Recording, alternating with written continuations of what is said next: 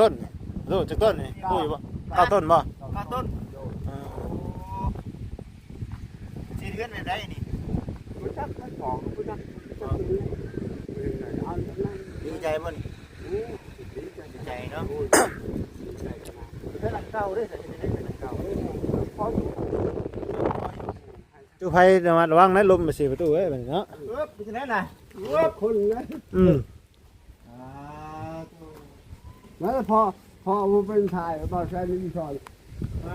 นี่พอไม่ได้ไหนน่ะก็สิไหนน่ะ พอว่าชื่อชื่อ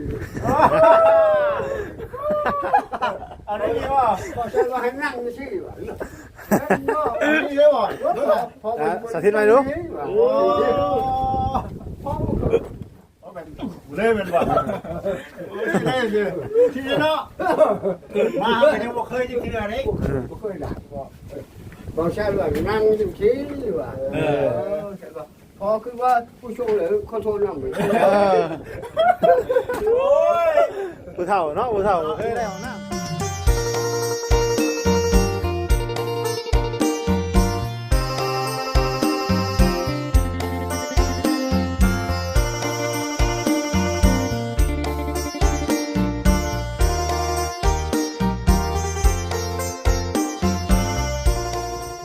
นี่เนาะ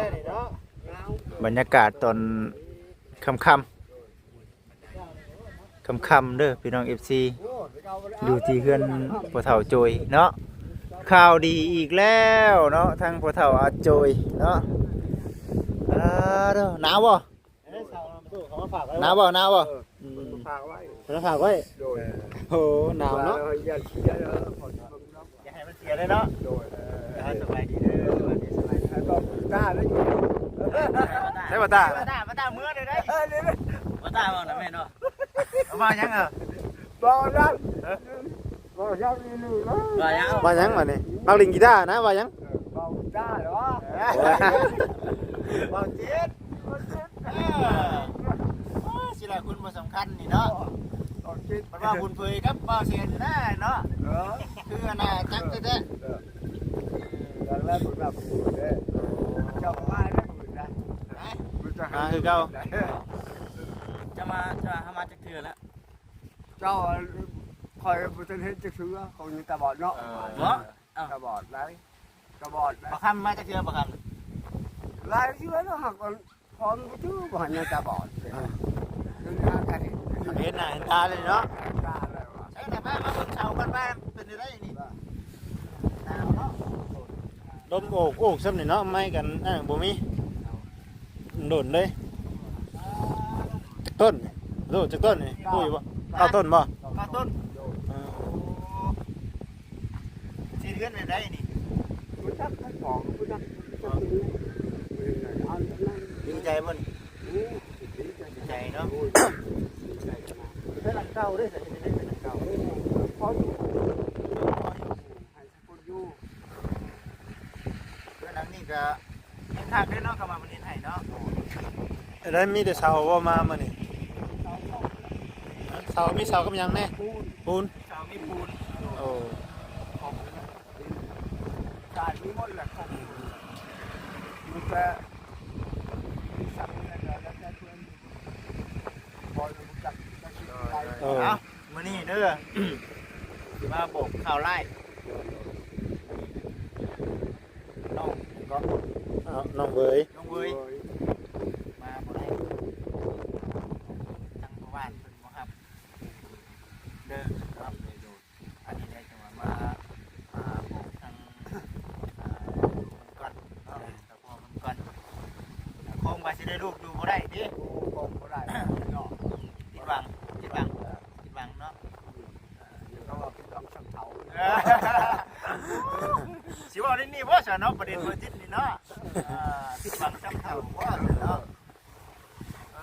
จะได้ลูกสองคนเนาะ บ่ได้เนาะ คนบ่ได้สั่งแล้วเนาะแล้วก็จบบ่ายมา เพิ่นก็อาจจะเป็นแบบว่าย่านป้องกันไว้หั่นแหละป้องกันไว้เนาะ แม่น เฮาก็ เพ บ่ ราะ จั ว่าก เพิ่นก็บ่ฮู้ที่ไปที่มาของทั้งน้องเพิ่น แม่นก็ให้ได้เพื่อสิฮู้ธรรมดา ล้ตัว ทั้งไก่ทั้ง เจ้าเคยฮู้เพิ่นมาก่อนบ่พ่อตุ เห็นการพูดมากชีใครชีเลย มาขายสิ มาชีแล้วก็มาเรื่อยใส่คนนี้ได้มาขอกินเขา โอ้น้องเขากินข้าว ให้เลยแล้วมันดื้อนะมันจะมาเลยก็เนี่ยมัน เออมันฮู้เนาะเคยฮู้จักแต่อยาก พ่ มา อก็คือน่าสงสารคือพ่อถูกก็คือว่า เออ พ่อถูกหันก็มีแล้ว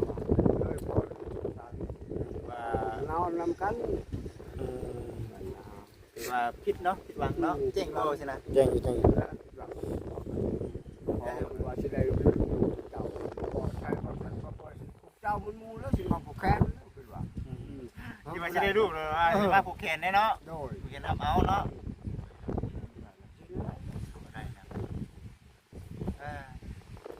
เอามีแต่คุณได้พังไปซั่นเนาะ โดย เพราะว่าทั้งบ้านเพิ่นบ่อนุญาตแน่โทรไปบอกทางบ่ล่ะเนาะให้ทั้งเขาให้เพิ่นมาเอาเพิ่นในเครื่องของ ยืนไม่พอว่าเพื่อนมัน เดือนไว้เดือนเลยจักต้นก็นับเบิ่งดูหาเก้าต้นบ่ เก้า นับเบิ่งดู อย่าขึ้นไหนโคลุ่มนะ สอง หก สามเก้า เก้า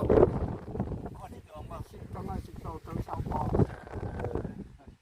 เข้าได้สมัยก็มีเนาะก็บ่ได้บาทเนาะบ่ได้ดอกพี่บ่ได้บาทโอ้ย การแล้ว ดีใจน้ำพ่อตุเนาะ กลัวตาให้พอ ซ้ำเกิดใหม่เนาะ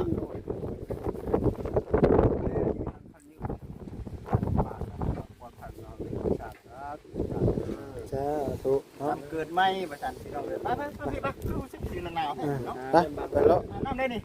เอาไปแล้ว แม่นบ่ เอาไปแล้ว ไปตัวบ่ เอาไปตัวแล้วยุงไปเอาเลยนะวันนี้ยังไม่เชื่อยังเปียกอยู่ แม่นบ่นี่มาอยู่นี่อยู่นี่เปียกอยู่ดิ เฮ้ยเบาเสียงหน้านั่งตีนกี่ได้ตู้เอ้ย เนาะ โย ก็ไม่คงไม่ใครน้ำแน่เนาะ ทำติดทะเลนัง โอ้คักเนาะ อยู่เยอะอยู่ ลุมของน้ำของในได้มื้อนี้ให้ทั้งอันน่ะพ่อจ่อยนะเลาะเบิ่งก่อนเป็นได้มื้อนี้คือเลาะเบิ่งตัวนี้บัดนี้มาเลาะเบิ่งอันน่ะห้องน้ำภาษาบ้านพ่อเอิ้นว่าได อันนั้นก็ วิดแปะฮะ วิดแกะ วิดแปะ วิดแปะ วิดแปะ แกะ วิดแกะ วิดแปะ วิดแกะ วิดแกะ วิดแปะ วิดแกะแกะ วิดแปะเนาะเอ้ยเนาะ ยากเนาะ ยาก วิดแกะแกะ มาที่บัดนี้โอ้คักแท้นี่เนาะโอ้ตัว ตัวจูไผ่ระวังนะลมมาสิประตูเอ้ยเนาะ เป็นจังได๋น่ะ คนนะ อืม แล้วพอเป็นถ่ายบอลแซนนี่ชอนนี่พอเป็นถ่าย ได้ไงก็ยินได้ไง พอว่าชื่อ เอาได้ดีบ่ บอลแซนว่าให้นั่งชื่อวะ นี่เลยบ่ สาธิตมาดู โอ้ พ่อ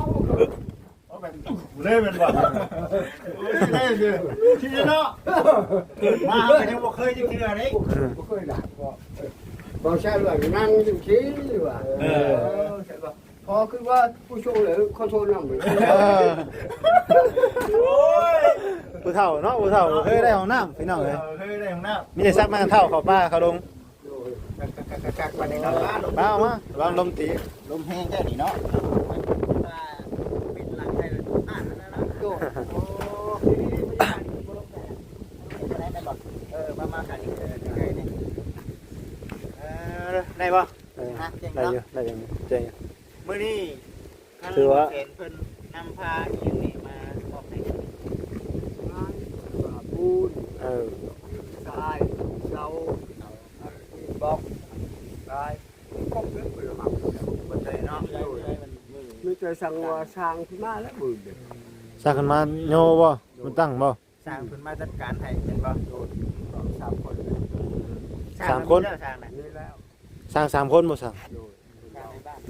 บ้านนี้ทำ เรา ค่าจ้างช่างนี่มีแล้ว เพิ่นเราแล้วก็เขาบ่ใช่เราเองเพิ่นจะแสดงเพิ่นเราพอกับบ่ฮู้ เอา อะไรก็ตามแต่เนาะ โดย แล้วก็ดีเนาะแล้วเป็นพ่อเนาะ โดย เอ แล้ว อ ก็พอเรื่อยๆพอมันเข้าใจแล้วพอกัน ผมใครกว่าเก่าหลาย โอ้ว่าหันได้ก็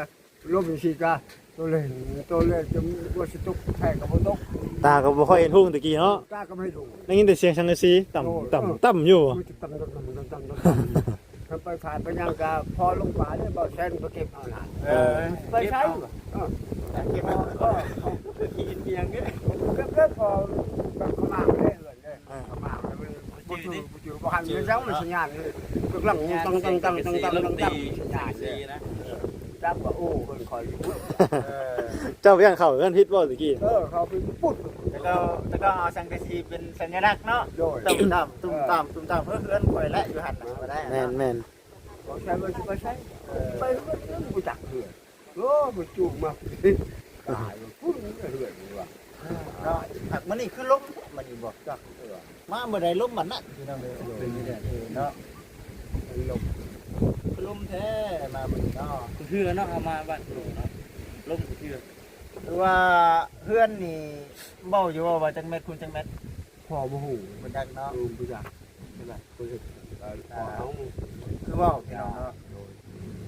เป็นบ้านดังแรกเลยแหละที่แบบว่าโอ้ อยู่ในหมู่บ้านนี่ ทางชาวบ้านก็สิแบบว้าวต้องดีใจนำโอ้เราคือเป็นนั่นแล้วบ่ซั่นจากเฮือนน้อยๆคือเฮือนใหญ่แท้ป่านนี้ ๆตกใจเลยเนาะชาวบ้านตกใจเลย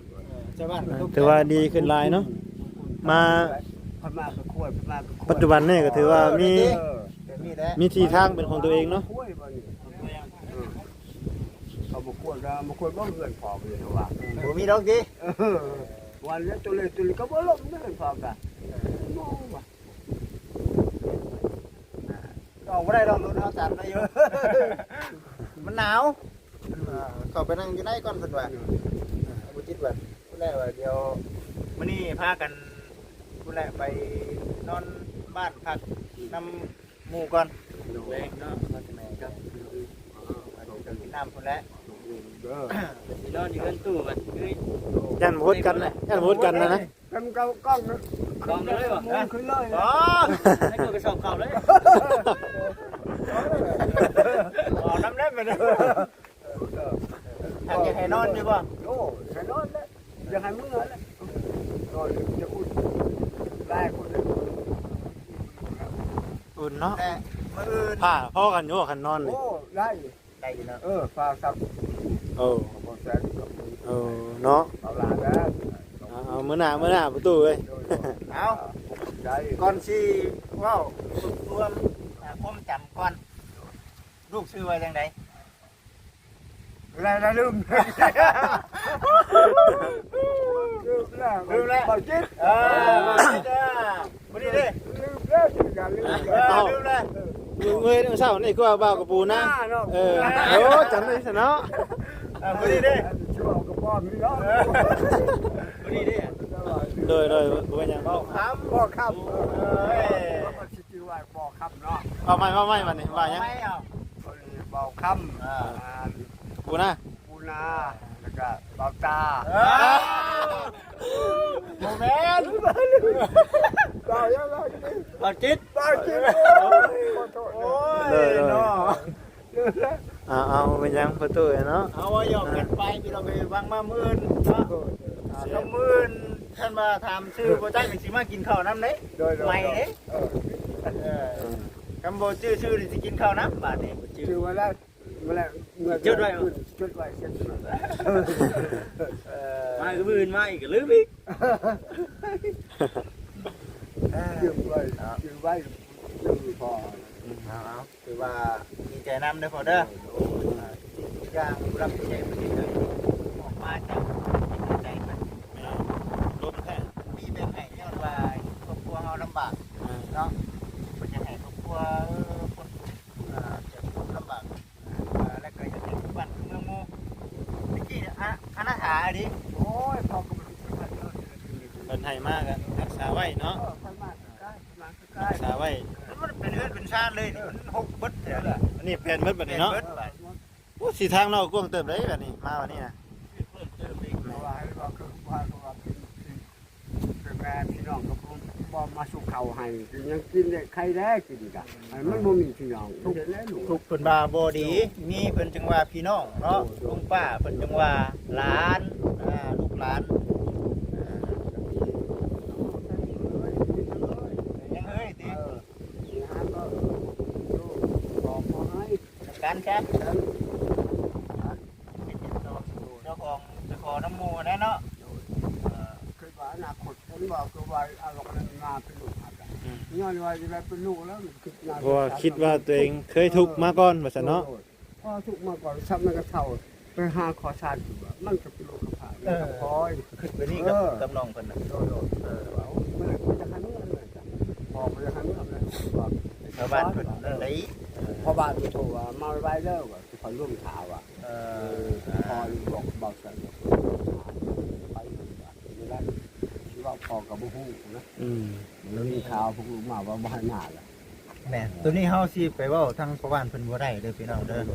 เพราะว่าเอาว่าขออนุญาตซะคือทางพ่อนี่ฮู้จักอยู่แล้วเนาะแต่ว่าแบบคือสมมุติแบบคือเฮานี่ใครก็ตามแต่เนาะอยากมาอยู่นำเฮาอยากมาอยู่นำเฮาทั้งที่เฮานี่บ่จักว่าบุกไปจังอีกเขานี่เป็นแนวใดสิเอามาอยู่เฮือนนำนี่มันก็อยากคิดหลายอยู่ได้เนาะไปหันไปนี่มาเฮาบ่ได้หาผิดชอบบัด แม่นเจ้าสิครับใครสิรับผิดชอบติเป็นหันเป็นนี่มา เอาเจ้าเอามาดิฉันนะ นั่นแหละ ระวังดูหันเด้อบ่คำเด้อเจ้าไปยืนง้อยหันซะ เอาถือว่าได้แล้วบ่บ่เห็นนะ 15 เอาแต่ว่าจะนำเนาะเดี๋ยวจะนำได้ดอกบ่ทำเลยเนาะแล้วเฮาก็เดี๋ยวสิได้พากันเมื่อมื้ออื่นเพิ่นสิได้มาเยี่ยมมายามมันนี่ก็ถือว่าเด็กลาให้ทรายปูนเสามีครบหมดแล้วโอ้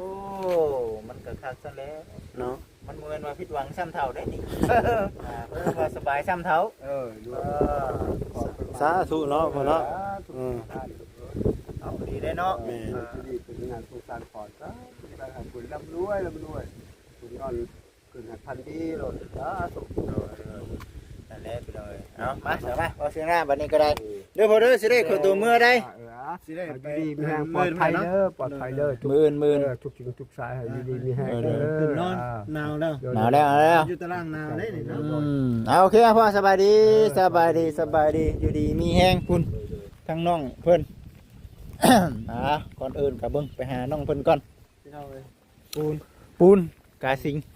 เนาะ สิ่งสีเขียว สีเขียว ทางบ่เซ็นเพิ่นเอามา บ่แสน